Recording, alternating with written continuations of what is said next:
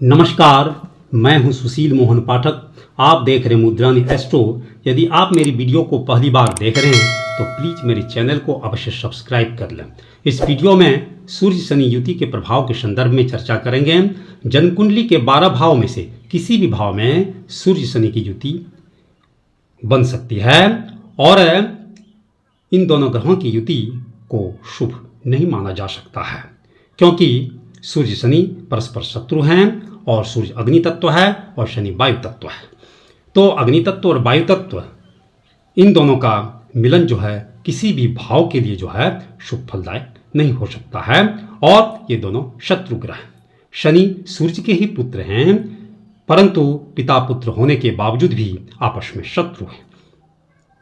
तो इन दोनों ग्रह की युति किसी भी भाव में अगर बनती है तो उस भाव के शुभ फल को निश्चित रूप से बिगाड़ता है।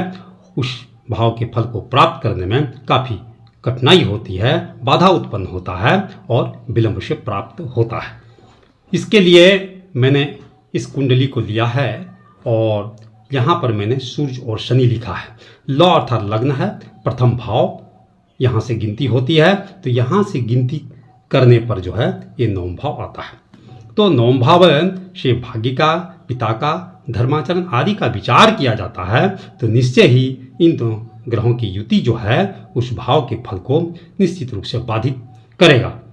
सूर्य आत्मविश्वास है, सफलता है, मान सम्मान है और राजकीय कार्य को सफलता प्राप्त करने वाला ग्रह, और शनि जो है यह कर्मफल दाता है और यह बहुत मंद गति से चलने वाला ग्रह है।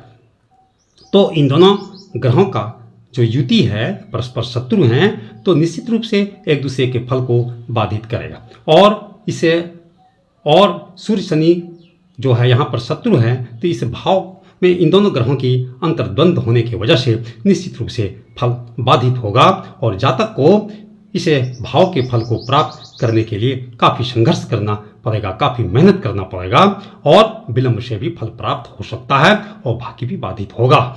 तो इस तरह से जन्मकुंडली के किसी भी भाव में जो है इसकी युति बनती है, तो उस भाव से संबंधित जो फल है वह निश्चित रूप से बाधित होता है। उस भाव के फल को प्राप्त करने में काफ़ी संघर्ष का सामना करना पड़ता है।